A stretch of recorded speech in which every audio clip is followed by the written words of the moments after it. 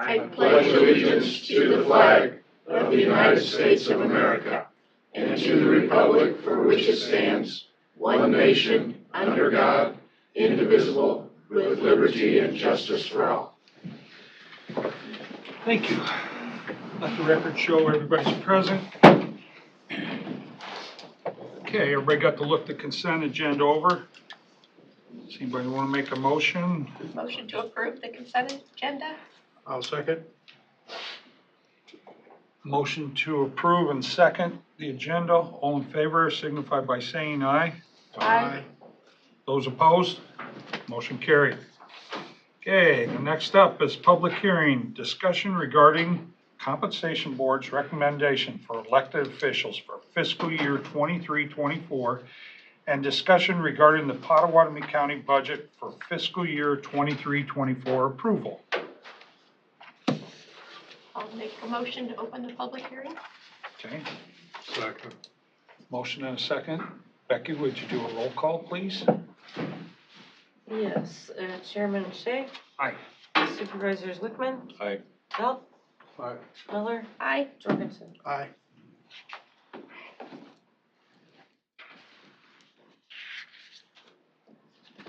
Everybody can look over the budget good. Does anybody want to speak in favor or against the budget? Anybody on the phone want to speak for or against?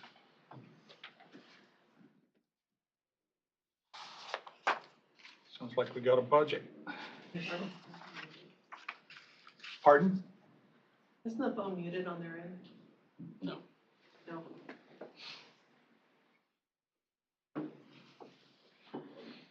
Okay, that's a reasonable amount of time. Anybody want to make a motion to close? Motion to close the public hearing? I second. Okay.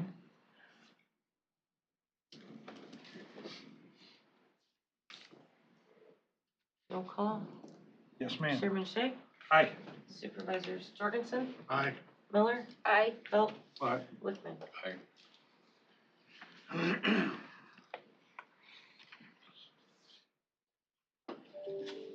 Okay, next up is approval of resolution 21-2023 regarding compensation board's recommendation for elected official for fiscal year 2023-24. Okay. Anybody want to make a motion on that? So moved. Second. Motion and a second. Any discussion?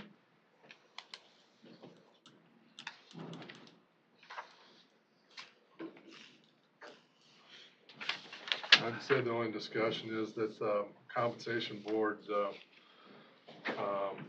had recommended a 10% increase in wages, and we didn't have that kind of year, so it's a 3.5% increase for the elected officials.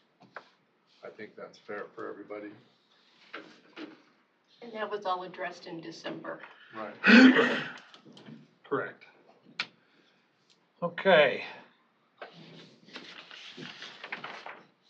Need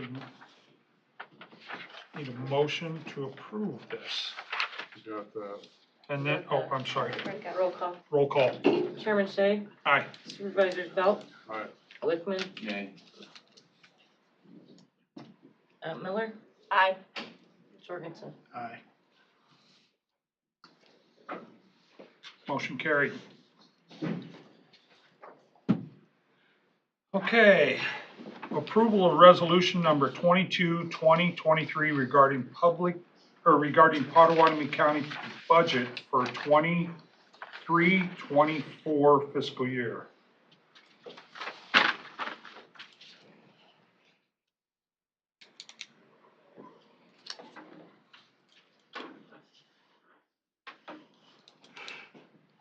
I'll make the motion to approve resolution 22-2023. Okay. I'll second that. Okay, discussion?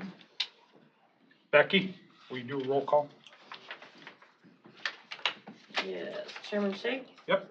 Supervisor Belt? Aye. Supervisor Wickman? Aye. Supervisor Miller? Aye. Supervisor Jorgensen? Aye. Okay, motion carried.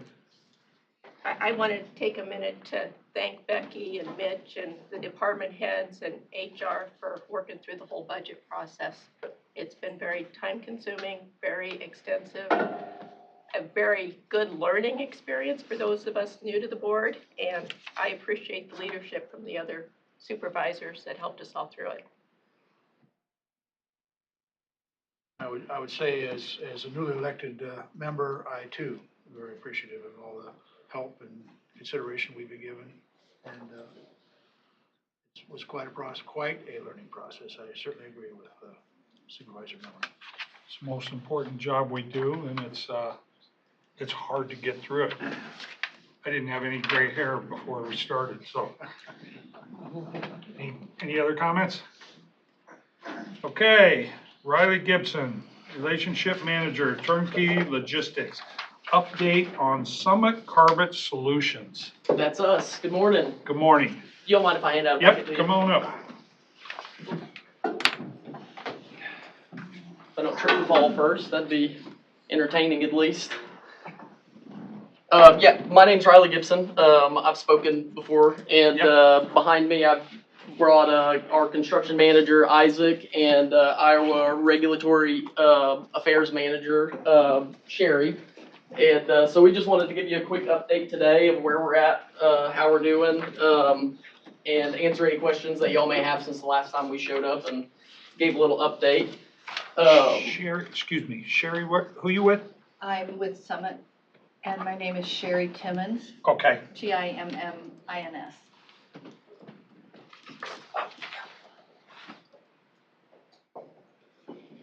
okay, thank you.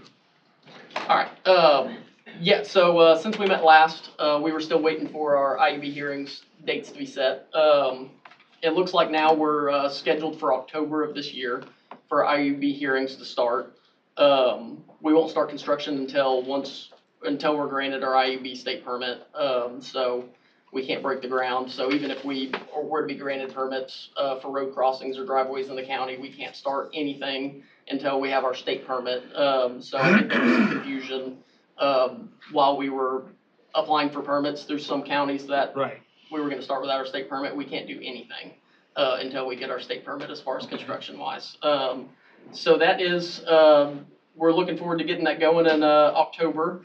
For the county, as far as easement miles acquired, right now, we are sitting at 90.85% or 22.88 easement miles acquired in Pottawatomie County. So we're really excited about that. It's moving along pretty good. I think the last time we were here in January, we were floating around 80. So that's still some really good improvement. And for the state, we are sitting at 67.85% or 465.11 easement miles acquired in the state of Iowa.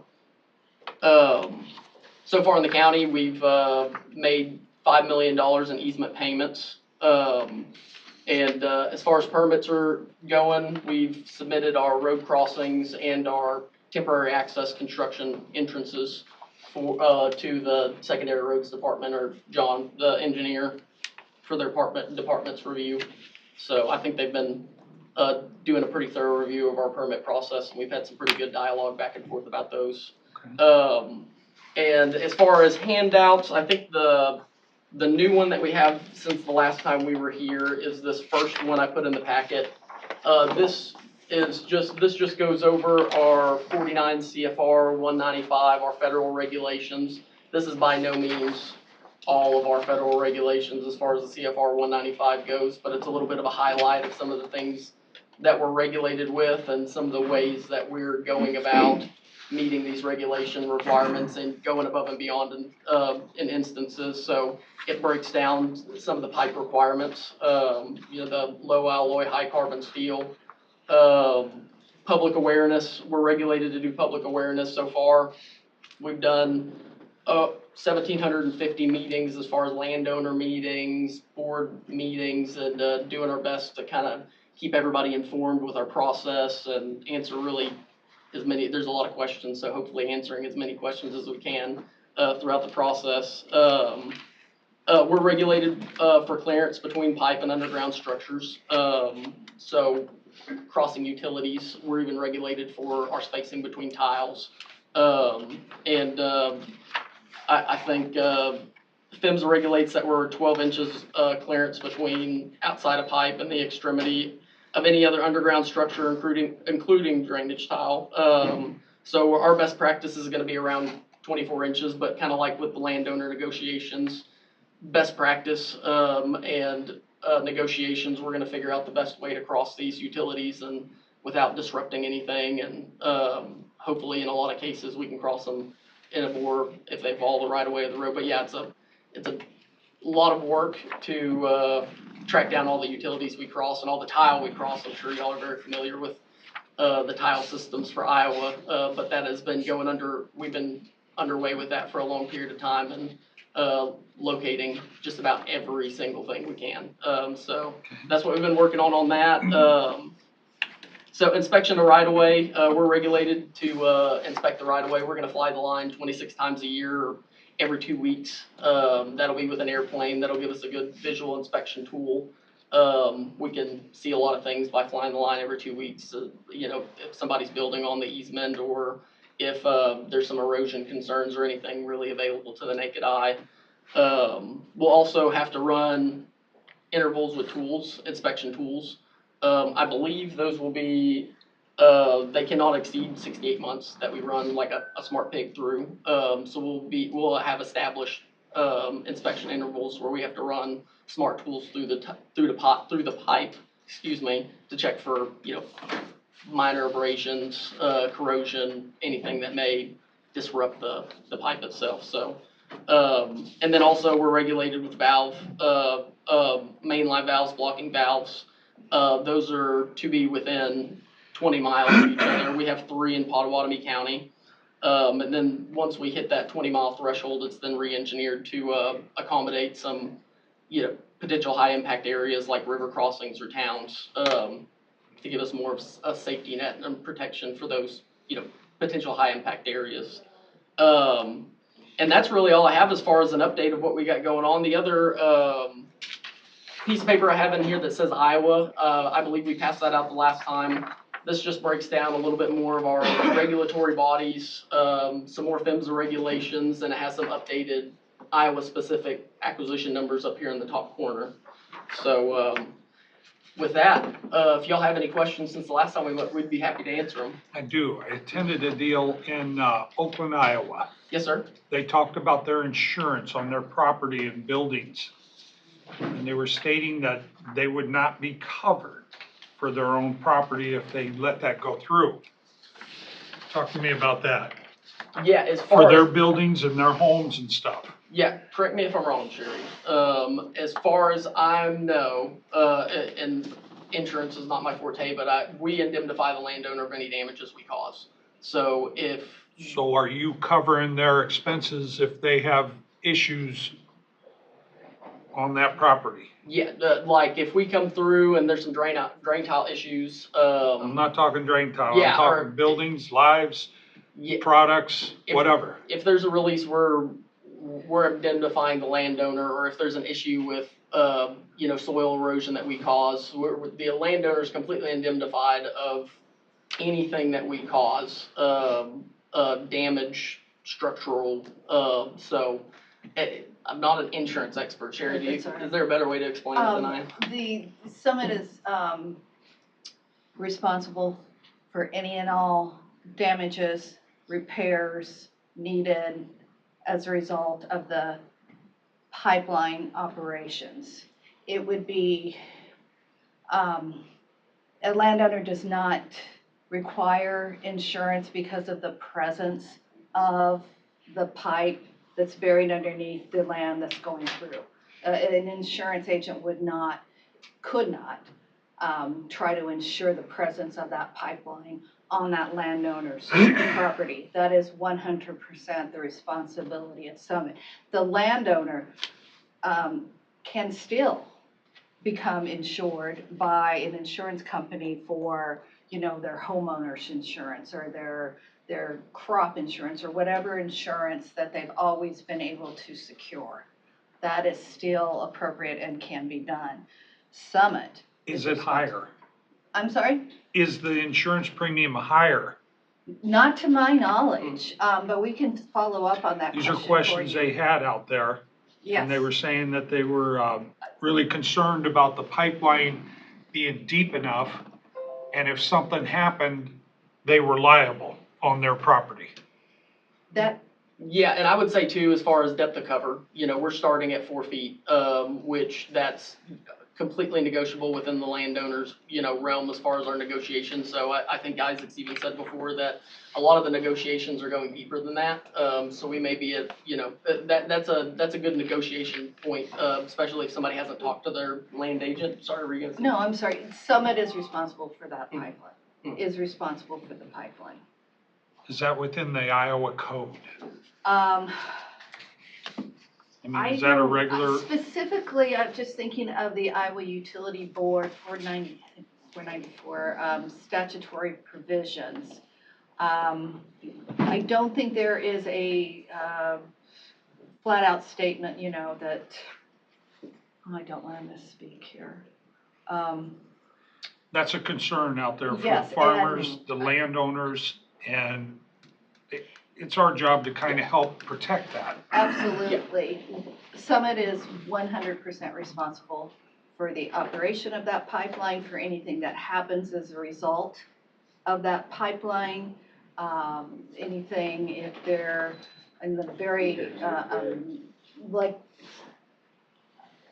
if there would be anything that happens to the pipeline, Summit is responsible for that. And if you want more information with regard to that, I can certainly talk to our experts about that if you want more assurance. But bottom line, we are 100% responsible for that I pipeline. would like some more info because that was Absolutely. one of the things they were talking Yes. about and Yeah. telling people that they had to cover their structures, the pumping stations, the valves. And That all work. the easement agreements with the landowners, it's in their language that they're identified from any and all damages, during construction, after construction, and if there is a release. Anything that the pipeline damages, Summit is responsible for, and that's in all of their easement agreements that they sign, the binding document that gives us the right-of-way easement. For each And and it every is- it landowner is across the. For every landowner, It's- yes. I don't think we couldn't do it. And how close can they be to someone's house? There's not, from a federal standpoint, there's not a distance per se. We've designed this to try to stay 500 feet or more Okay, away from any resident, any living dwelling. If for some reason we're closer, we've talked to those people, seen if they're okay with it. If not, we try to move it, but for the most part, we're a minimum of 500 feet from Okay. a because they were dwelling. saying they were gonna be a lot closer than the 500. If it is, it's a one-off. I mean, I've looked at Okay. this route, I see it in my sleep. We've done a lot of takeoffs on it to make sure that we're not. Now, like I said, there are a few, and if we are, then we have actually talked to those people, whether they're on our tract of land or a neighboring tract of land. So we've made a lot of adjustments to try to stay a minimum of 500 feet. One of the other big concerns is first responders out. We talked about this before, but that's first and foremost on a lot of people's minds out there. They need training, they need equipment. Are you guys willing to help these small first responders, small fire departments? And our deputies. Thank you. Deputies too, we were worried about that because they're gonna be one of the first ones on the scene before the fire departments are. We don't wanna lose any of them. Yes, sir. Well, my understanding is we have a gentleman going from county to county, and he's getting with all the first responders. Rob Thomas, is it? Rod Dillon. Rod Yeah, Dillon, I'm yeah. sorry. Okay, He's And- actually met with Doug, your EMA so far. Sorry. Okay. No, go Yeah. ahead. You know more about it than I do. Yeah, so Rod Dillon, and his contact information is actually on this Iowa sheet right here. Okay. And he's the director of regulatory compliance, so initially what he has done is gone out and contacted all the emergency management within the project area. He's spoken to Doug, emergency management here in Pottawatomie County, and so The next step will be to get with local first responders, especially when we get closer to being operational and start developing some of these plans. But his initial contact is to, go around and determine, what are some of the, some of the equipment needs, what are some of the things we can help with And in you the will help process. acquire some of that? Yes, and we have. So Okay. I know there's been some instances, and it's more under at this point, more of a community investment, where, somebody's reached out to us and they have some equipment needs and we've helped them purchase that. But when it gets when it gets closer to operations, it's gonna be more important and more of an operational, thing, and the trainings will be, starting to pop up. We gotta wait till we have a set route, basically a permitted route, and then we actually know where we're gonna be. So that's gonna be, Rod's gonna take another lap, and start developing some of these, training strategies through emergency management and first responders, so. Are you looking to use eminent domain to implement your pipeline network? Yeah, that's never been our goal. And we're at 90% in this county, and growing pretty rapidly. So our basis has always been we want a good faith negotiation. That's the last thing we want to do. But you're pursuing that, is that correct? I'm not exactly sure as far as how the IUB, if the IUB grants us our permit, will be considered a utility, which I think then comes with another process. Okay, so as a private business and being able to use eminent domain, what's stopping windmills or solar panel companies from using that same process to implement their networks, their And I think that comes with the state. I think the state has deemed us a utility, whether we're But you're a private business, right? Yes, but that still doesn't change the way we're permitted through the state of Iowa. We are deemed a utility, whether we're private or public, and we have to go through the state permitting process like we're. Okay, so follow the money. How do you get a return on your investment? Because you're spending a pile of money. Mhm. How do you get your return? Yeah, we're gonna split the premium, so the ethanol plants will be able to sell into the low carbon markets that are popping up throughout the United States for a premium. We're gonna split that premium that they're able to sell that ethanol into that low carbon market. We're gonna split it down the middle with them, or not exactly down the middle. There's always an equation with things like that, but Well, the articles I read that you're gonna be storing this gas underground forever, I don't know, or are you gonna be using it for other things? just sequestration. It's just getting pumped into the ground. In order for us to lower the carbon scores, which is the whole idea behind this, is lowering the carbon intensity score for the ethanol plants. In order for us to lower their carbon intensity score, we can't use it for enhanced oil recovery or, you name it. We have to permanently sequester the carbon. Okay, well, good question. The gas itself, what's the purity of that CO2 gas? It's roughly 98%? Yes, sir, 98 plus, I believe. Okay, and that can be used for seed for other products. Am I correct on that? Can Yeah. be used to produce other energy sources, ethanol, whatever? Well, right now it's going out in the air, right? It's As a not natural being, gas. it's not It's being not near as a captured. natural gas, It's right? not being captured. Right, The okay. CO2 is just a waste So product. you collect this gas has a value, a monetary value. Are you gonna capitalize on that for your purposes, for your company? The monetary value is the lowered carbon score of the ethanol product that's being sold by the ethanol facilities into the markets that are starting to and currently do demand a lower carbon intensity score. So you will never use that CO2 gas that you're capturing for other products, for seed, for other products? Is that what I understand? It's a private business? The CO2, which will be transported via the pipeline, is going to be permanently sequestered underground in North Dakota.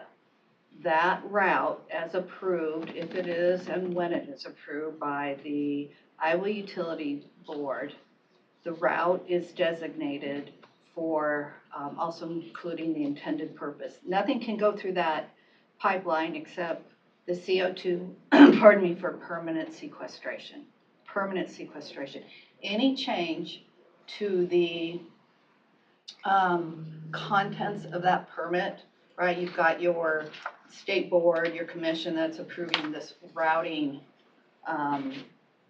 path through Iowa. There cannot be made changes to the contents of what that state board approves. I mean, we can't just willy-nilly say, hey, you see up here on the horizon, there's some new technology where you can take CO2 that's permanently sequestered and potentially use it here and you know, make another dollar off it. That can't happen. It couldn't happen without the approval of the Iowa Utility Board. And to my knowledge, there is absolutely no plans to use, somehow use that sequestered CO2 at some point in the future. Well, again, follow the money. I mean, I there's just a am. lot of money floating around on the CO2 pipeline issue. Again, where do you get your return at? Just by hooking up to ethanol plants and they pay a premium? That's where you get your return? Yeah, and we're all private. We're privately funded. So we've had a lot of private investors. A few of them. Let's see. I think I have a few listed in here.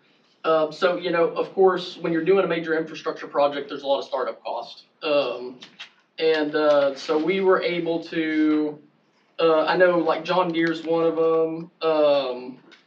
But anyways, yeah, I could get you a more comprehensive list. So we've had a lot of private investors who have invested in this. And to my knowledge, I think part of the question as well, I don't think it'll disrupt the things the CO2 or the ethanol plants have been selling CO2 to do in the first place, as far as like dry ice, things like that. I don't think it's gonna disrupt this. This is all just CO2 waste that otherwise is just blowing out of the stack. And they're capturing, you know, for other So they're purposes. paying you to collect it where they could just release it in the air and be done with it and not have to pay anything.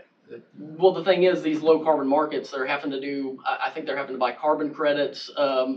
Needless to say, it's pinching the economy of ethanol, these low carbon markets that are popping up all over the United States. That, and if we're able to cut their carbon score in half, they can sell into these low carbon markets like Canada, California, big ethanol markets, and give it kind of a sustainable future as well, kind of bolster the ethanol economy.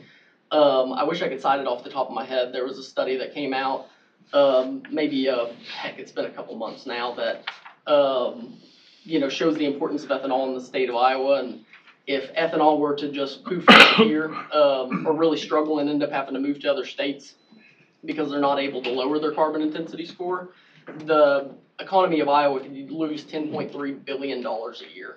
So what we're doing is coming in and doing everything we can to bolster that ethanol economy, because it's so vital to, you know, the farmer, and really everybody involved in that chain of economy that evolves around ethanol, if that helps answer the question a little bit.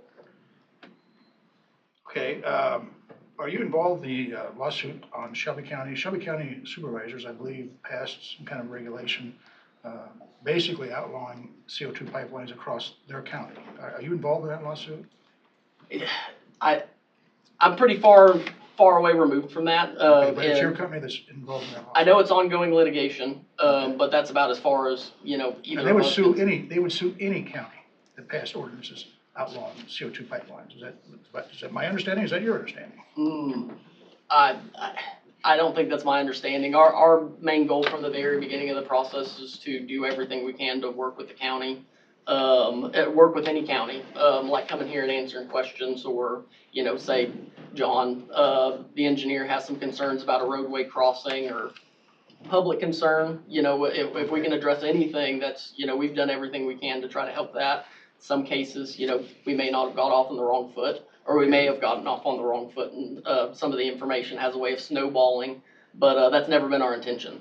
Are you aware of the Des Moines Register's polling that indicates 80%, 79% of their respondents to their poll are against using eminent domain for any private business purpose? Are you aware of that? 80% or 79%?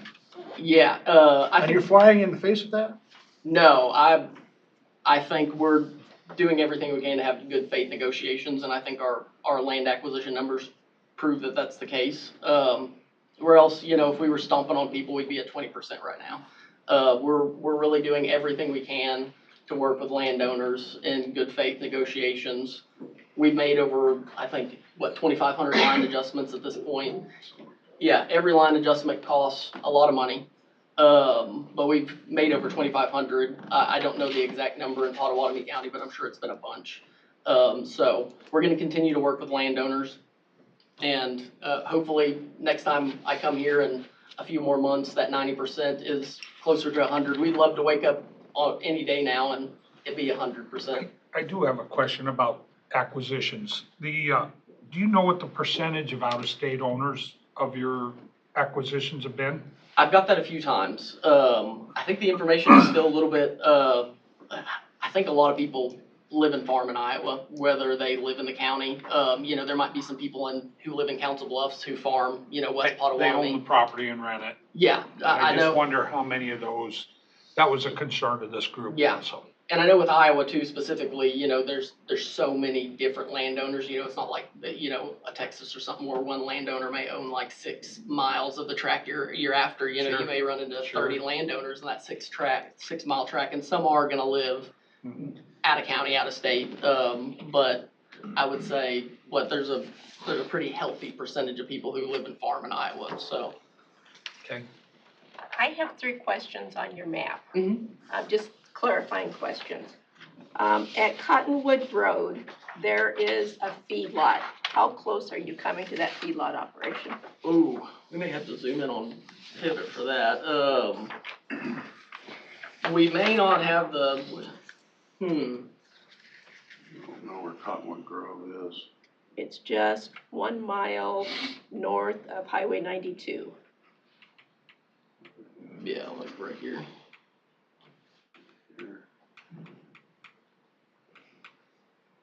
Dogwood. And then also, while you're looking at that area, you're going under a creek.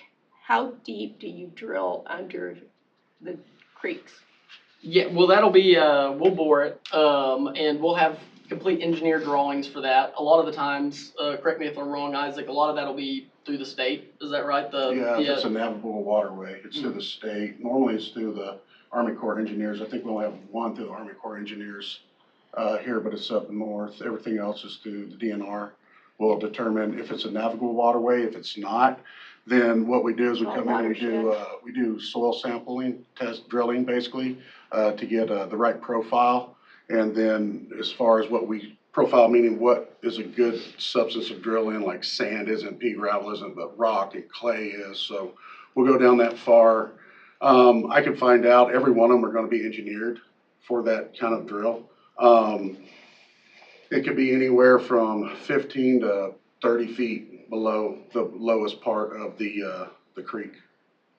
But again, without looking at the core sampling test and the engineer drawing, I don't want to give you an exact depth, but it's going to be 15 to a 30. minimum of 15, yes, ma'am. Okay, and then my last question, it looks like on the map you're using 6-inch diameter pipe. Yes, ma'am, you have Easement. 6 and 8 inch in The this county. easements I'm reading say 12 inches. It's 6 and 8 in this county. They could have been old easements, back in the beginning. I don't know. I'm not part of the legal group that wrote the easements. I think they might have done like a blanket easement agreement, and then in their Exhibit C will actually state out what size it is. The That's, Exhibit C is saying 12 inches. well, I would like to, if you know who that is, I'd like to visit with the land department and see why it's 12, but it's 6 and 8 inch here. Okay, well, Yes, it's ma'am. 12 inches on the recorded easements that I'm looking at on Is, Potco. is the feedlot south of Cottonwood or north, ma'am? North. Across the creek? It's to the west of the creek. Can I come up and visit with you and show you this so you can point it out on this map, because I don't see it? You don't see the feedlot? No, ma'am. Might be a good sign that we're that far away from it. Yeah. So there's Cottonwood right there.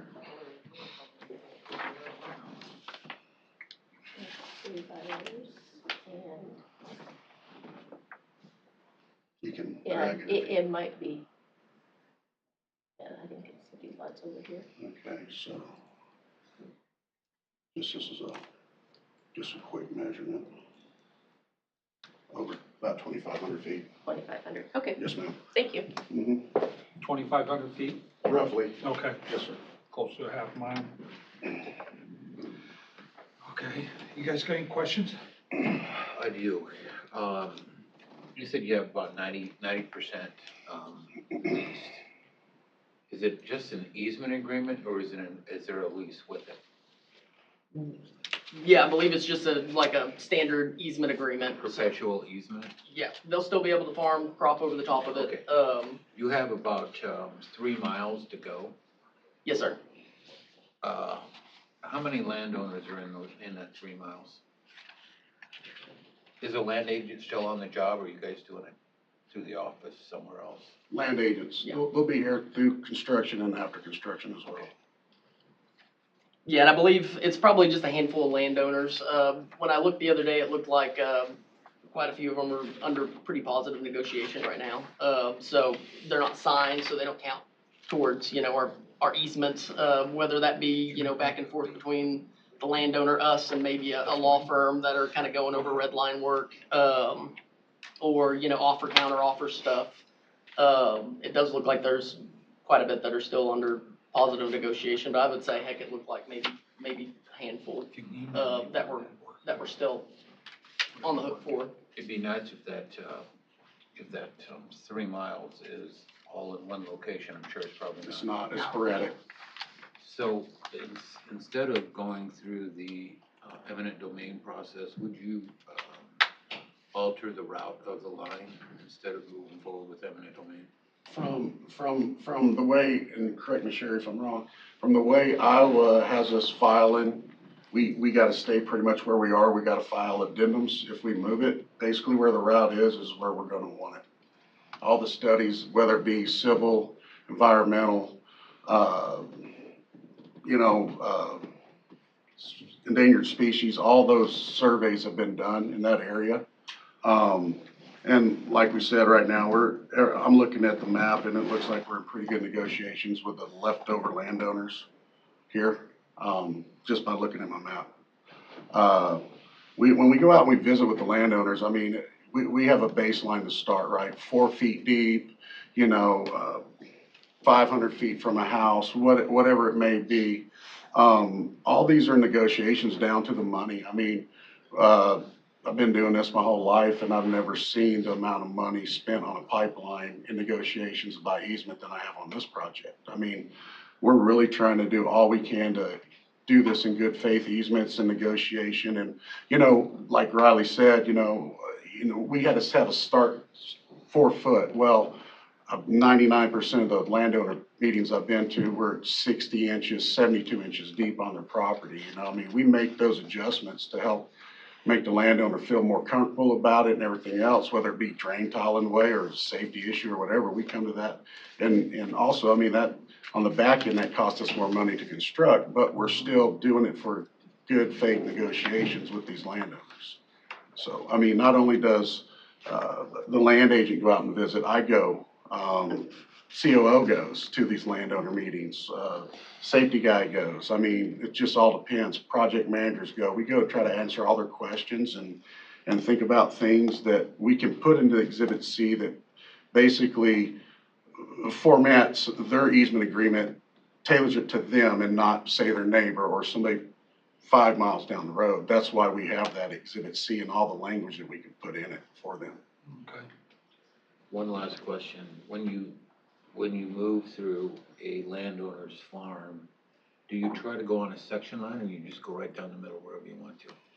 We try to go on a section line. We try to, hug one side of the property boundary or the other. We try, but some cases it doesn't work that way. I mean, there's a point A and a point B we got to get to.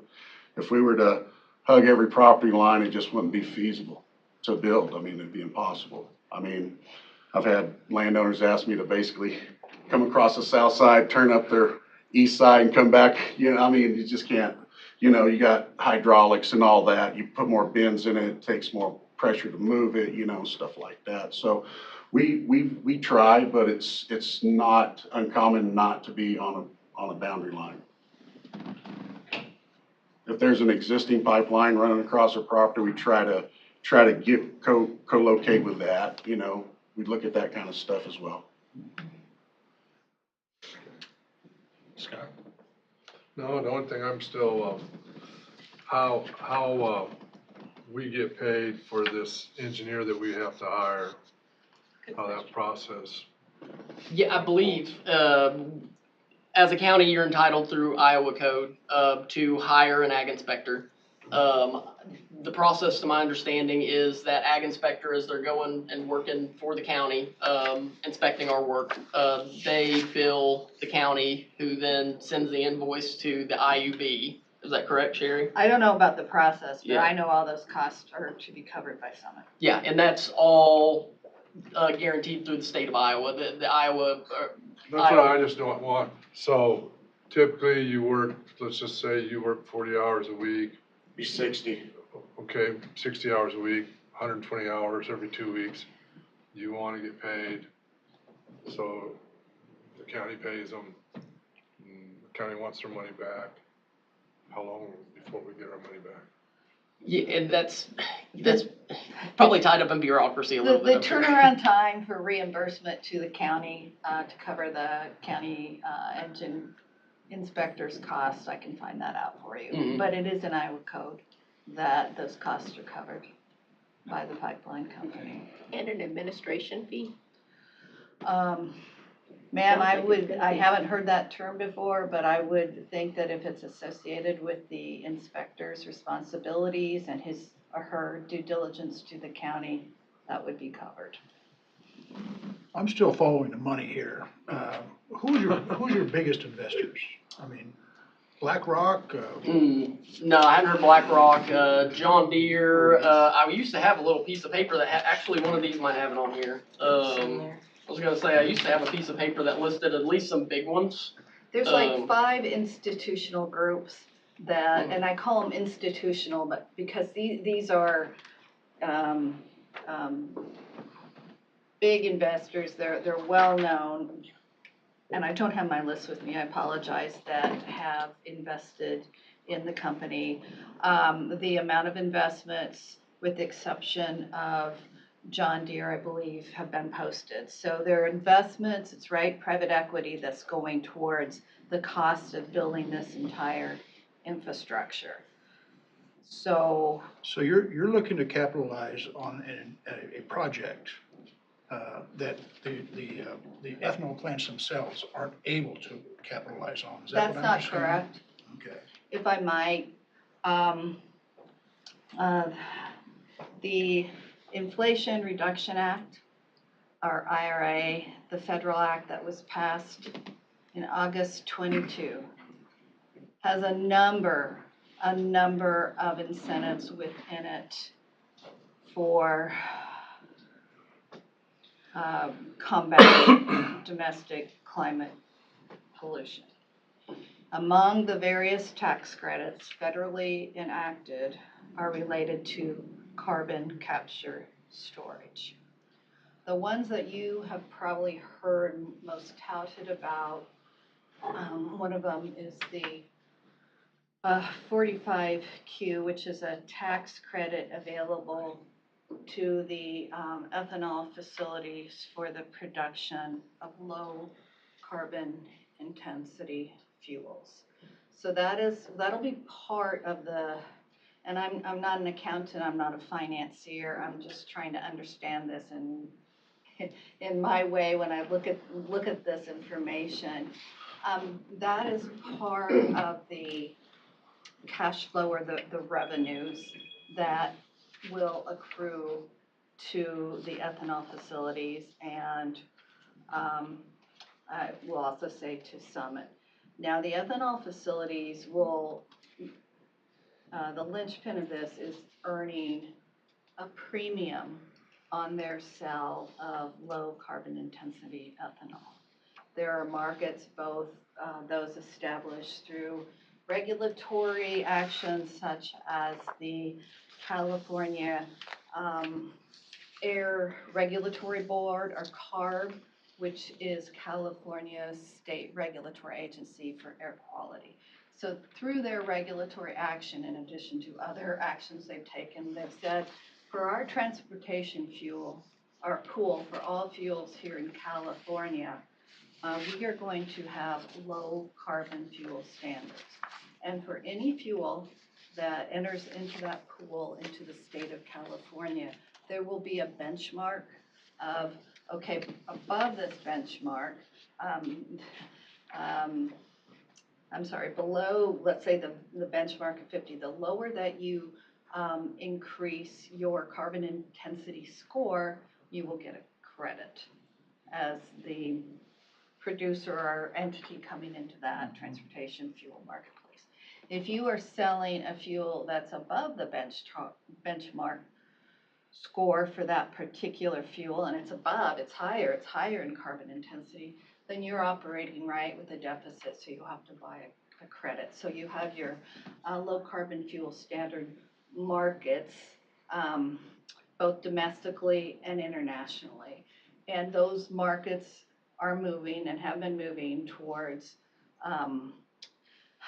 more purchasing of low carbon intense fuels. So that's where our ethanol partners will be accruing a premium. And it's just not the ethanol facilities that we're greatly familiar with, at least I am across Iowa.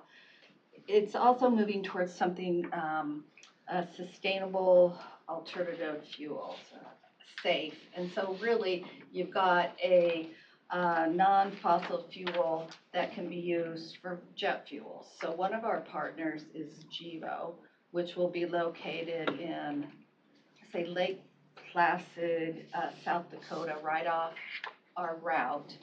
And they are going to be producing safe and be earning a premium for selling this fuel that isn't made from a fossil fuel to the 30 billion jet fuel market. So that's part of the revenue flow.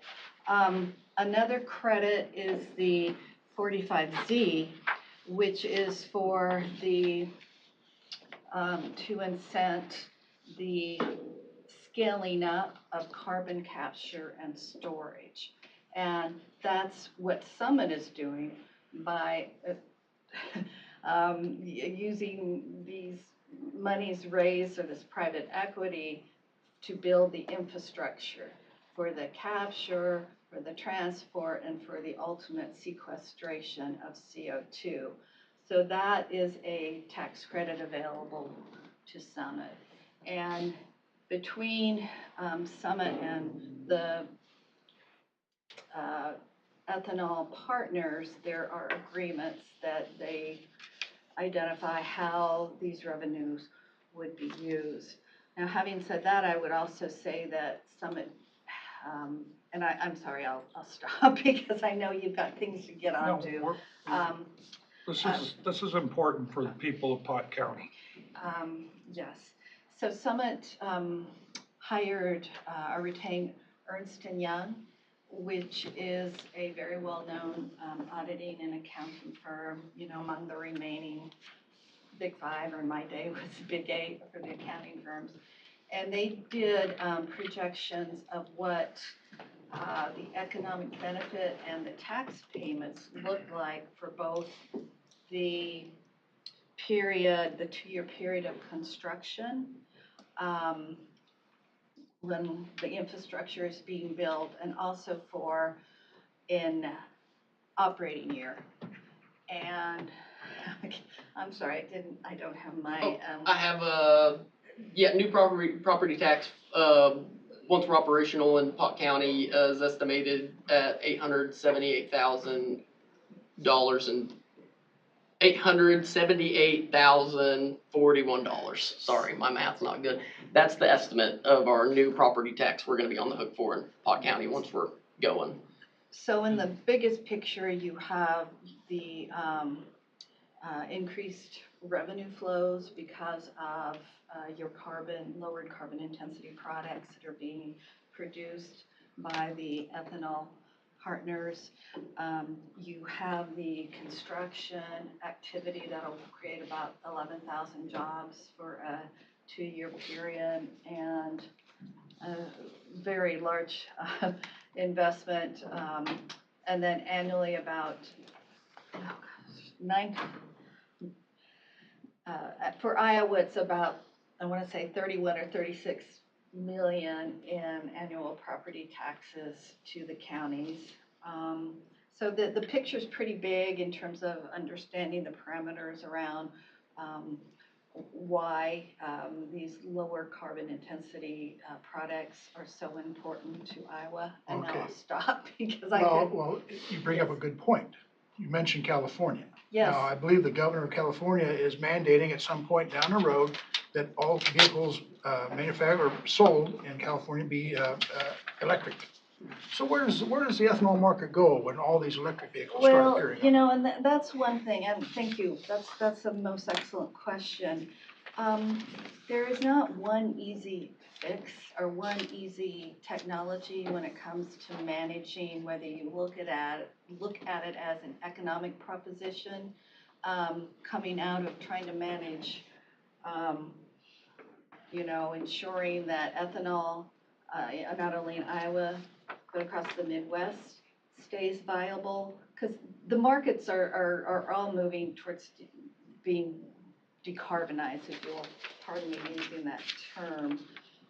Electric EVs, solar, renewables, they all have their place. There's enough room at this table, if you will, for both impacts to be made environmentally and also economically.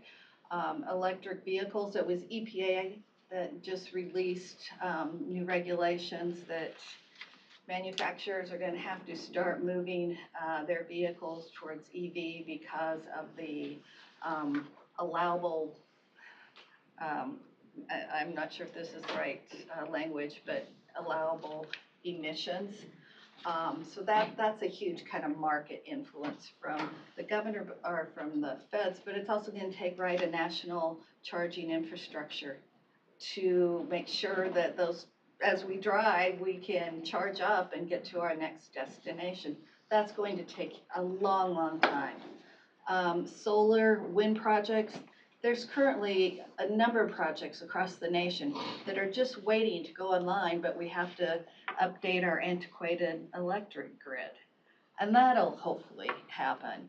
But right now we have a technology that's been proven for 50 years with one injury and 0 fatalities. So in terms of immediate market technology that we can put into place, it's beneficial for keeping our ethanol industry growing and vital to Iowa. We have that right now. Okay. Mr. Shea, if I can ask one more question. Yes. Riley, Okay. you mentioned that the county is allowed to hire an inspector. Yes, that is actually What does the code actually say? Does it say we're allowed, may, or shall? Shall. Yeah, you are, my words are lost on me today, I apologize. That's all. But yeah, the county has the right and shall hire an ag inspector, and Inspectors. Ag inspector, yeah. As many as needed. yeah, Correct. County inspector to go out and through every sequence of that construction as it takes place to That has to review. do with the ground, farming, nothing to do with the mechanical aspect of it. Okay. Okay, thanks so much. That is one of the biggest issues, so be very mindful of that. We good? Okay, you guys. Thank Thanks you. for coming in. Thanks for the grilling. Yeah, hey, we appreciate y'all and, hopefully, get y'all some good information next time we come by, so, reach out anytime if you have any questions, but thank y'all for your time. We'll hear more questions, I'm sure. Thank you, Thanks, you guys. thank you. Okay. Next up, Becky Linehan, Finance and Tax Officer, Auditor's Office. Discussion and/or decision to approve and authorize board to sign resolution number 23, 2023 entitled Resolution for Transfer from Rural Services Fund to Secondary Roads Fund. We do this every year, correct? Yes, actually 3 times a year. 2 times. 3. 3? Okay. Will this be the last time for this budget year? No, there's one more. One more. Will you do one more for like a true up? Is that what you do? Third one? No, they're all the same amount. We don't do any true ups. It's The the same. sum of 2,650,000. So that 55.3 million is what he got for the 22-23 fiscal year. So this is, state funds then that come in? Or are you talking about this is rural? It comes out of the rural services fund, You guys just divide it by 3 and do it that way? divided by 4. Okay, We do 2 payments this time of the year. okay. That's what I thought. Good. I'll make that motion. I'll second. A motion and second to approve. Becky, would you do a roll call, please? Yes, sir. Chairman Shay, Yes. Supervisors Belt, Aye. Wickman, Aye. Miller, Aye. Jorgensen. Aye. Thank you. Thanks, Tina. Thanks for enduring that long.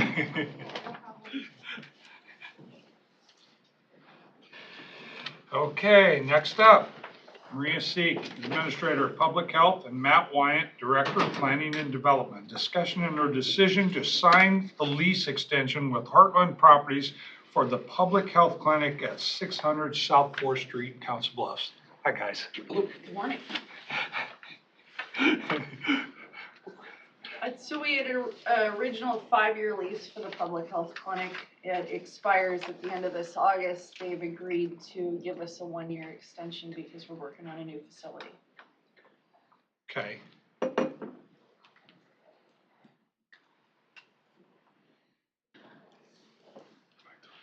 Matt did, I'm sure Matt Wilbur took a look at this, we're good to go. It's the same as it was last. It's the same as it was last Was there an time, increase in the rent?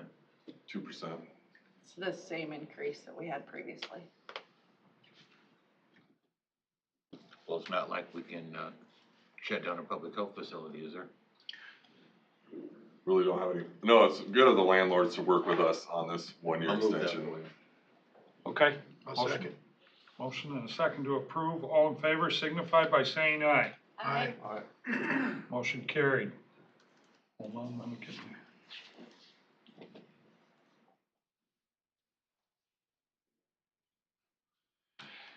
You're up again, Matt. Matt Wyatt, Director of Planning and Development. Discussion under decision to sign the memorandum of understanding between West Pottawatomie ISU Extension and Outreach and Pot County Division of Public Health for fiscal year 23-24. So this is in regards to Lucy Huff's presentation that she came and gave to the Board of Supervisors about the Speak Up, Be Safe program that they conduct in rural schools. Mm-hmm. And it provides $15,000 in funding to them to be able to continue that program. We've done this for 2 years now. Okay. The importance of it, so it comes from the public health department's budget. The importance of it is that you hope to get to these children young, helps them with their ACE, we can get to them young, help reduce any kind of traumas when they're young, then they're gonna, overall, studies have shown that you live a healthier adult life if you have a happier childhood, so. This was, there wasn't, all the schools weren't involved in this, were they? Was that what the deal was with this? They try to get in as many as they can. They try to get in as many as they can. It was in the thousands of the number of kids that she was in contact with. It was 5,000 kids that she was in contact with. Was this the one where the parents had to sign the form to? I believe parents do sign forms. Yeah. Yes. Okay. I'll make that motion. Okay. Second. Motion and second. All in favor signify by saying aye. Aye. Anyone deny? Carried. Thanks, you guys. Thank you. It took a long time to get to that point, huh?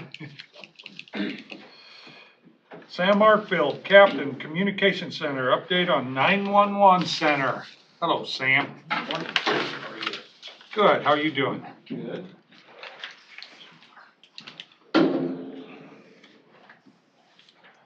So you guys had some questions you provided me for an update. Okay? Do you want to just go through each one of them, or? do you Yeah, guys- yeah, just, Okay.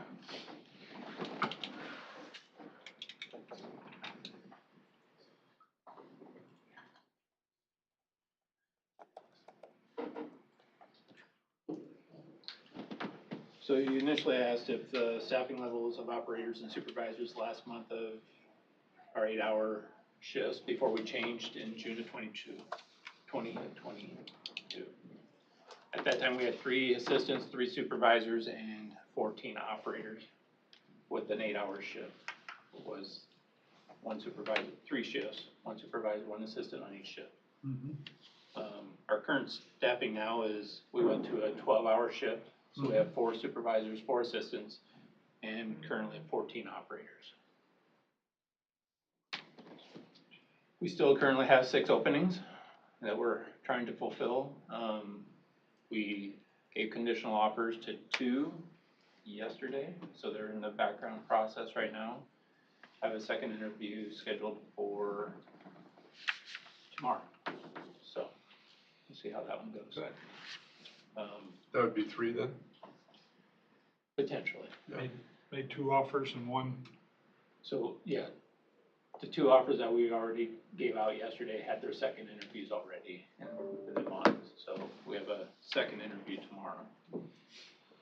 But our training program, you can only bring in so many people at one time. Initially, I think one of your questions here was, how many trainees, or excuse me, how many new hires in the last 6 months? Well, in the last 6 months, we haven't hired anybody because at the time we had 5 in training, and we could only bring in so many people at one time because we only had so many trainees. That, out of those 5, 3 were successful and are currently working. 2 of them have actually moved on to another department within the sheriff's office. So it, for one reason or another, they just, it wasn't working out or didn't like the 911 center, but they were good employees, so we were able to get them on at the jail, and it's working out well there. So Sam, did the 3 finish training? yes, the 3 are Okay. finished and on their own right now. Yep. So, you said that, what was that? You said it hires in the last 6 months. You haven't hired anyone? You just said you just hired 3, right? As of yesterday, we Oh. gave conditional offers to 2. I have another one that's coming in for a second interview tomorrow. What about the ones that are in training right now? No one's in training right now. Oh, I thought you said there was 3 in training, 3 working now. We had 5 in training Okay. over the last few months. And then 3 of them were successful. The other 2 have transferred over to the jail and working at the jail. So then you hired 3. That's what I'm working on right now. Those 3 have been in training our training program is fairly lengthy. It takes about 6 months to go through the training. So, have we had any new hires in the last 6 months? So I guess, depends on what specific day. So we've had these 5 in training for the 3 that were successful for about 6 months. So we're right on that. We didn't hire them, but they're in training? I don't get the difference between, I don't understand your question. well, if we have 3 in training, we hired them. We don't have them in training. They're successful and they're out of training. They're on their own. Over the last 6 months, we had 5 people in training. Okay. Over the last 6 months. 3 of them were successful. Okay. The other 2 went on to the jail. All right. Does that answer your question? So that, yeah, the 3 that were hired were prior to the last 6 months, I take it. It's right on that edge of 6 Okay. months because it takes about 6 months to Okay. get someone through training. All right. So, if we change that question, was anyone hired in the last 5 months? No, because our training program was full. Explain a little bit of the training process. You talked 6 months. Is that 40 hours a week, for 6 months? Is that what I'm understanding? Correct. I mean, that's a grueling process. Yes, it is. Is that typical with all 911 operators and wherever, in other counties, other states? Counties of our size and our center size, I would say yes. Okay. You have some smaller counties that may not have such an in-depth training program, but for a comparable to our size, I would say it's pretty comparable. And when they're going through this training, they get paid? I mean, are they county Yes. employees? They get paid? Correct. And then if they qualify, they go on and get paid the position that they're move into, is that? Right. Okay, all right. So they're paid as a trainee? Yes. Okay, Okay, keep going. Okay. How many employees have left in the last 6 months? So the way I interpreted that question was employees as in the people that were not in training. So people that have been here out of training for a few years, and we haven't lost anyone out of those people. But if you look at how many trainees have left in the last 6 to 12 months, then it would be 3. So we lost one, not previously mentioned, resigned. The other 2 went to the jail. So those are the 3 that we lost in the last 6 to 12 months. Exit interviews are offered to all people who leave. That is usually completed by our chief deputy. Not everyone, we're not forcing people to do that, obviously. So it depends on up to the employee if they want to participate in the exit interview, but it is offered to everyone. When he does those, or when you do those exit interviews, is that information shared with you? The chief deputy usually does. Pardon me? The chief deputy does the exit interviews. I know, I said it, does he share that information with you? He has. Whether he's sharing all the information, I guess I don't know, but he has shared information with me. Yeah. Well, if people are leaving, we should know why, and maybe we could try to help fix it somehow. Well, the people that have left are those in training generally, and sometimes they have a perception of what that job is, and when they start working it, then they have this reality, and they usually don't align. And that's why we try and bring people in to educate them on what our position is, allow them to, part of the interview process is they sit with the dispatch for a couple hours so they can observe what the dispatch center, how it operates, what they do, so they have a little bit of an understanding of what that job is. We had someone who quit within like 3 days because, again, the perception and reality was not the same. And so that information is already known to me because I'm, down there with them through that training process, so.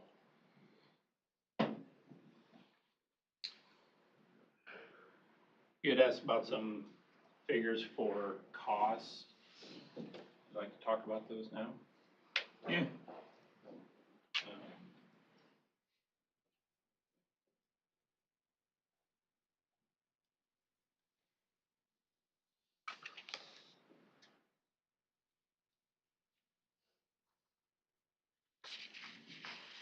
So your question was, what was the overtime and comp time cost for the last quarter of 2022? I interpreted that question as not so much the fiscal year, but just the last quarter of the calendar year. So the numbers that were provided to me for 2022, the overtime that was paid out was for October, November, and December was $82,322.65. We have comp time that was earned during that same time period at 351 hours and 0.21. And then I think you followed up with the first part of 2023, January, February, March. Our total overtime paid was $50,661.61. And then the comp time earned was 341.71 hours. Sam, that's also part of their regular pay, the 4 hours, correct? That includes all overtime for anything. Okay. Correct. All right. But All right, yes, Yes. you are correct. I'm following you.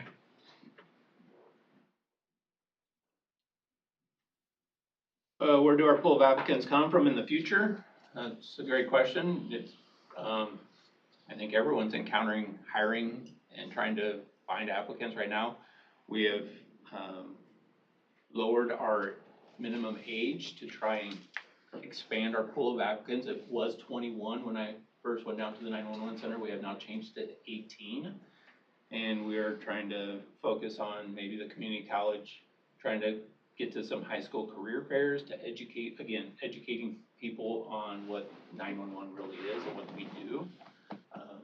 For the first responder realm, a lot of people know about fire, law enforcement, EMS, but very few know about the 911 center. So trying to educate people on that. Sam, a year or two ago, we were talking about maybe Iowa Western. We talked a little about that. I don't know if you were involved in those discussions, but it seemed like we had some discussions up here. Anything ever come of that? Not, Okay, those talks have not occurred, that to my knowledge. okay. But Someone briefly mentioned that, and I believe, Representative, Schultz said something about that at one point. Just wondered if it went any further.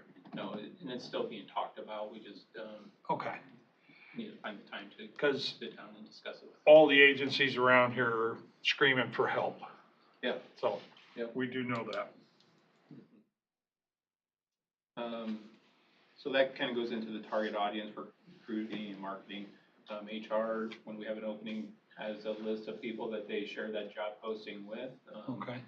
She could speak more in detail about who actually is getting that, the Gov jobs, our website. We have social media that we're pushing out. We did a promotional video that we had a company come in and do some filming to have a promotional video that we can share on social media to try and, again, get that education out there on what the 911 center is, and had some testimonies in that video from our employees.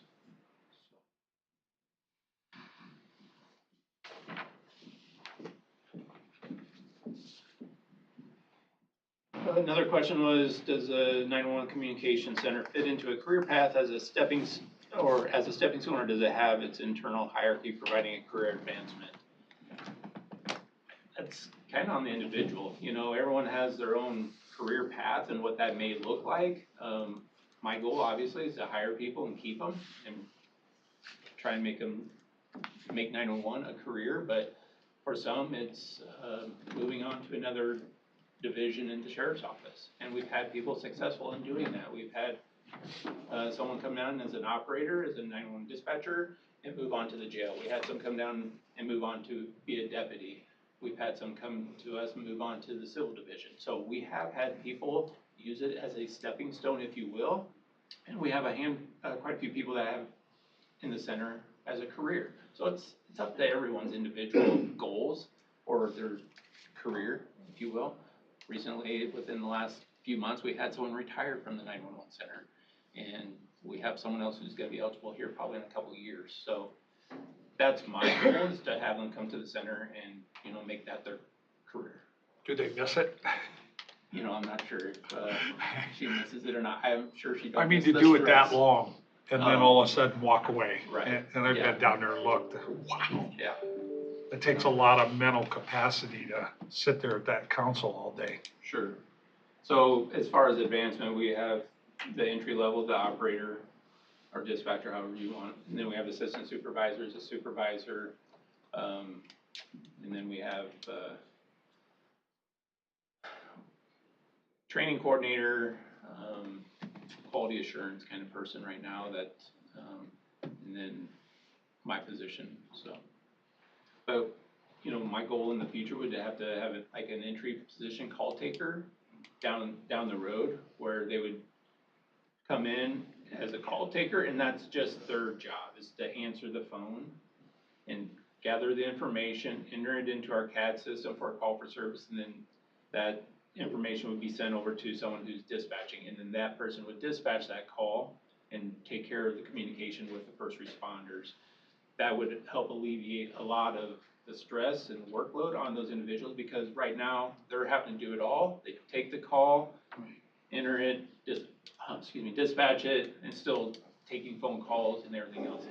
A lot of the other centers, for example, across the river, they have call takers and then the dispatchers as well. Sam, would that have alleviated maybe some of these trained people from leaving if we would have moved them to that position? I mean, I just thinking out loud. Yeah, it's possible, yeah. There's a lot of expectation on them to do that job, and it's hard. It really is, for them to come in and learn everything and keep up. So if they started out a call person, then they could move up to the screen. Right, or yeah, The yeah. next step. When that opportunity comes, if there's an opening, they could advance. Some people may want to stay at call taker, and that's fine, because we need those people also. Okay.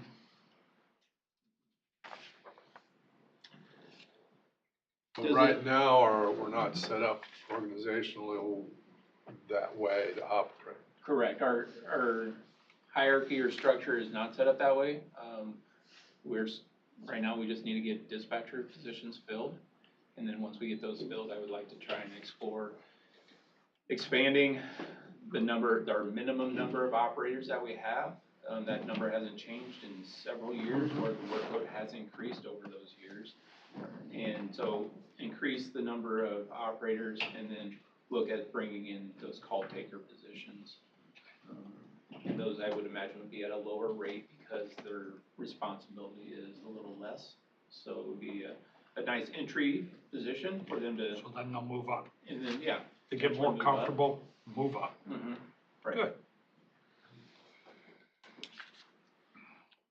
Sufficient resources to facilitate stress management, debriefing to reduce burnout.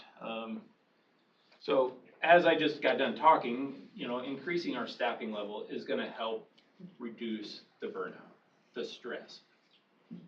Dividing that workload and not having to take the calls and dispatch and everything. So I think that all comes hand in hand when you increase your staffing, or at least not even increasing. We need to fulfill the numbers that we're authorized for.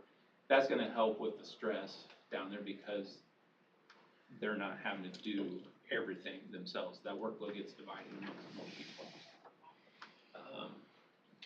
That would also allow our operators to get a break after dealing with high stress calls for service. We've had some very intense calls where when they get off that call, they don't have time to sit there and kind of, just reflect, take a breath.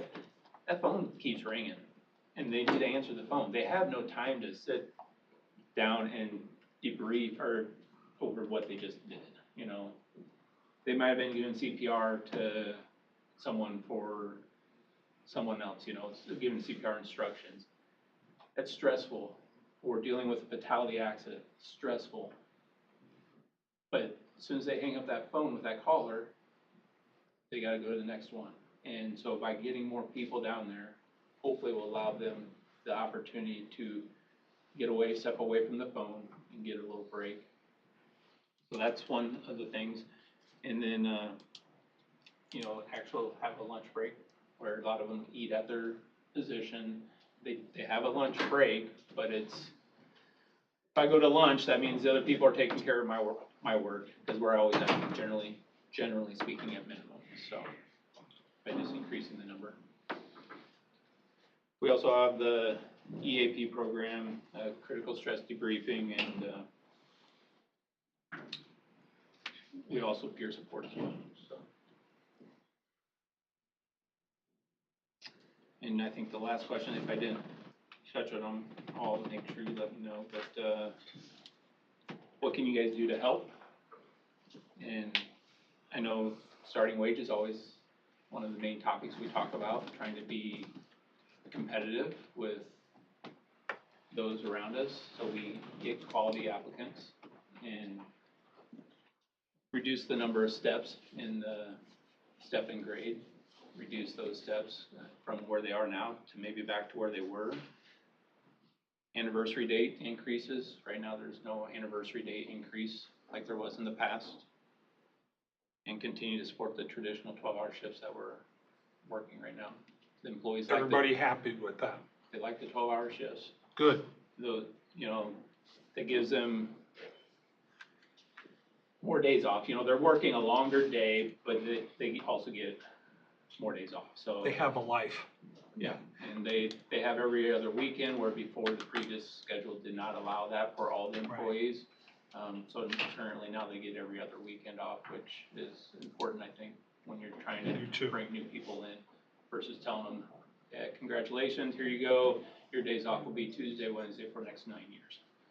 So it's a hard selling point, so. Tough deal. Okay, Did I miss anything? I think you answered a lot. Questions, anybody? Sam, if I can, you mentioned that, in the last quarter of 2022, your overtime was, I just rounded these numbers, about 90 grand. Well, it'd be rounded to be about 80,000. It Well, was that's- 82,322. Yeah, but you also had 350 hours of comp time that needs to get paid out too. So I added that. Well, they take the time off. Well, okay, sure. Okay. And then the first quarter of this year, you were down to about 60. With the count time included? Yes. Okay. What's the difference? Well, training might have been part of it. When we're training people, we were also shorter. We have more people now. So some of those people that were in the training that I talked about earlier are now out of training. And so now they're counting towards staffing. So there might have been less overtime because we had more people on that shift. So that could be part of it. You have more staffing. Let me just kind of go back to where one of the questions that was asked was, what was your staffing level the last month of the 8-hour schedule? And you said you were 3, 3, and 14. That was in June of 2022. Okay. And then your staffing now is 4, 4, and 14. Correct. So we've added one supervisor and one assistant supervisor. Correct. I mean, it's always been a problem, I think, since I've been on the board, is, we could authorize 100 911 operators. We're not getting anywhere. Obviously, we haven't changed anything since, really, except for adding a couple of supervisors and. Well, we changed our schedule though, to help. But it hasn't increased our number of operators or dispatchers. Our supervisors also act as an operator. Our supervisors don't sit back and just supervise, unfortunately. Our supervisors are considered part of the minimum staffing. They sit down and they run on council just like an operator would. So, okay, so if we're 6 short, we've added 2 in the last year. What else can we help you with to get those levels up? We're just not, it doesn't seem like we're getting anywhere. Is the job posted now? No. How come? Well, I believe that, okay, we have taken on 2 conditional offers here as of yesterday. And right now trying to bring 5 people through wasn't ideal. Our people that are training them are getting burned out. Okay, and I don't want to lose the people that actually have. So we're looking at bringing 2 people through the training program instead of 5 and get them most of the way through and then possibly bring on some more.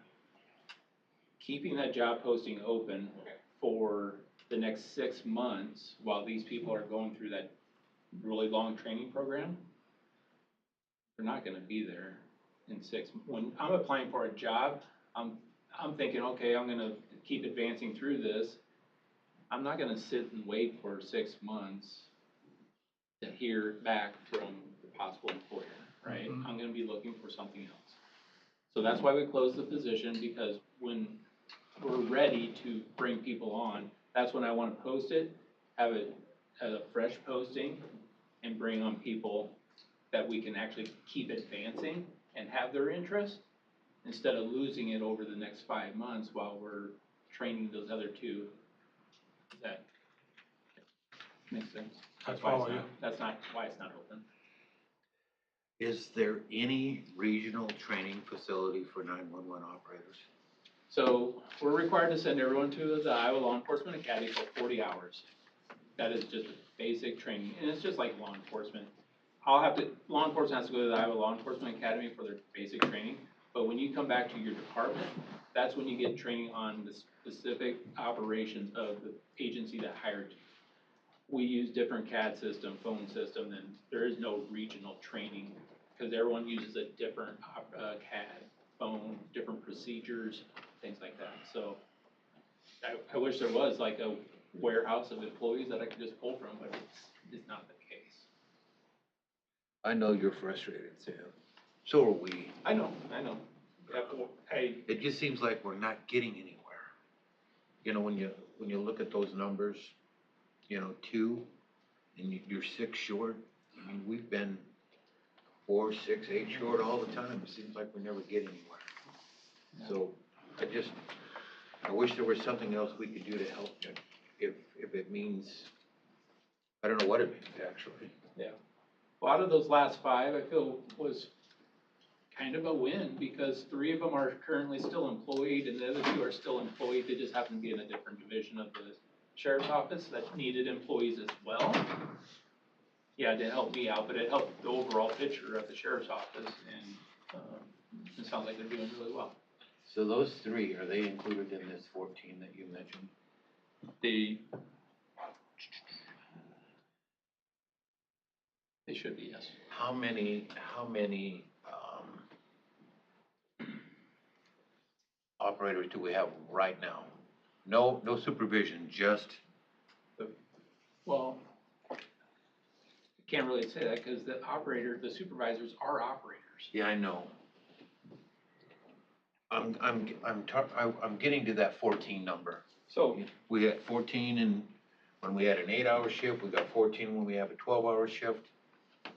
Do we have are those 3 that you said you just hired, are they part of this 14? Or will they be added to the 14 to make 17? the 2 conditionals I gave yesterday? Yeah. Those are not in these numbers. So right now we have 14 operators. 14 with the Without- title of operator. Yes. We're not getting anywhere. Okay. Well, we're not getting there as fast as I would like, or maybe you guys would like, but the system only goes so fast, unfortunately. Correct. Yes, I would like to get there faster myself, and I know the operators would too, but unfortunately, just the way the training program, how long it takes, how much there is to learn, because when we put them out there, lives depend on them being efficient and knowing their job. So we don't take that lightly. We make sure that they are educated, trained, and ready to go before we release them. Does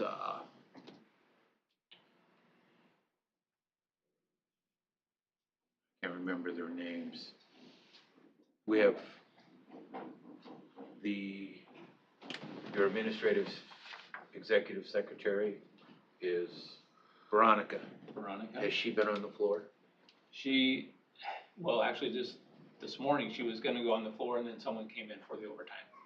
So we were able to push out a page for some overtime, and she was able to come in. Okay, then Another one came in, so she didn't have to go out. Okay, and then the trainer, Angie. Yeah. has she been on the floor too? Not recently. I think we've been able to cover the shifts, except for this particular incident this morning where we had someone was sick, so. But we haven't had a call on her to come out and sit on the floor recently. So Well, we're here to help. And on the lighter side, have you been on the floor? I have not been on the Okay, floor thank you. recently. Sam, Yes. overall, the 12-hour shift, they got a little better. Yeah, They're better off down there, correct? correct, yes, yeah. I mean, I've talked with a few of them, and they just seem happier. that was a big deterrent to people coming in and applying, of never getting a weekend off. Right. And the new schedule seems to be working very well. I mean, yeah, It's not an overnight deal. I think everybody understands that. And I think the board wants you to know we're behind you. We're trying to help as best we can. yeah, appreciate Okay. it, so. Hopefully these next two applicants, we get their background, we get them started in training, and, you know, we'll have a few more here come out of the training program, so. Good. Any more questions? So these two, let's say these two start down the process, then how long until you would post for, For the next yeah, for group. openings? So, we talked about that, this is new way of doing the training, so we're not real sure if we're gonna wait for them to get to the phase, the last phase of the training program, and then try and bring on 2 more people. So we're trying to work through that as well. Okay. Because you always run into the issue where someone could be in the training and have to have some remedial training, so that delays them a little bit, and depending on how that remedial training goes, then they could pick up again, so it's always flowing a little bit. Good. Okay, thank you. It'd be nice probably to grab you again maybe in July, if that'd be okay. Yeah, that's fine. Yeah, see kind of where we're at 6 months in, that's what we told them we'd do. So yeah, we'll be able to see where those other recruits are in their training process. Questions? Sam, thank you for coming up. Thanks. We really appreciate that. Thanks for your time. Okay.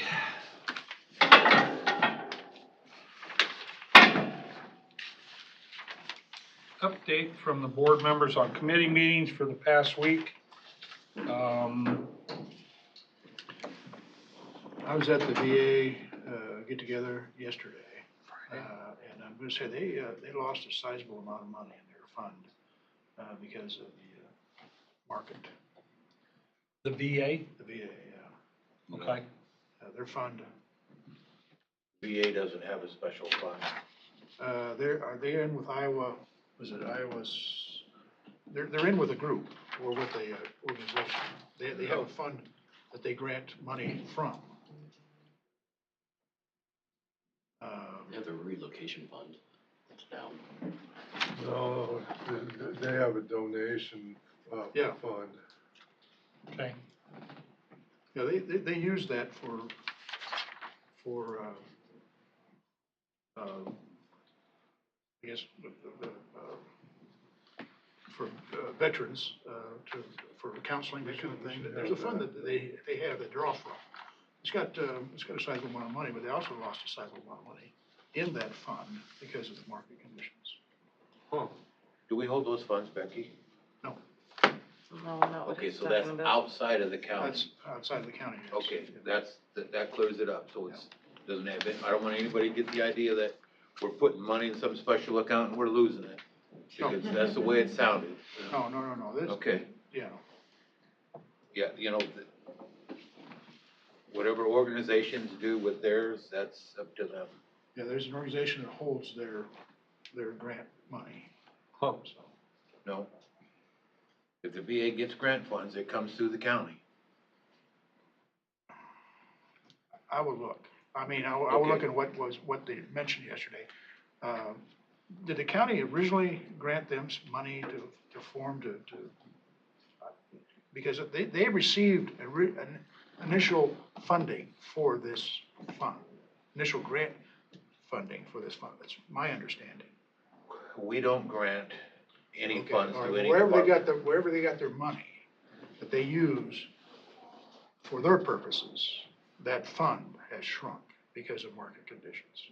And it's a considerable amount. Matter of fact, they're thinking about not granting anything this year because of their funding. I would like for you to get that, more clarification on that, so we Sure. can make sure that we address it in the next meeting, because that is completely, doesn't have one thing to do with our county funds. Yeah, this is the first time I attended a VA, Okay. Veterans Affairs get-together.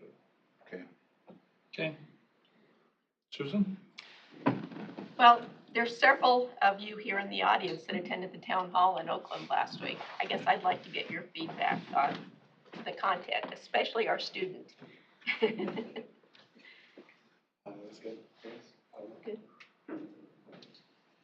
I was very pleased to see the turnout. I was very pleased that you all did that, and the information that was shared was, really good. I liked the format a lot.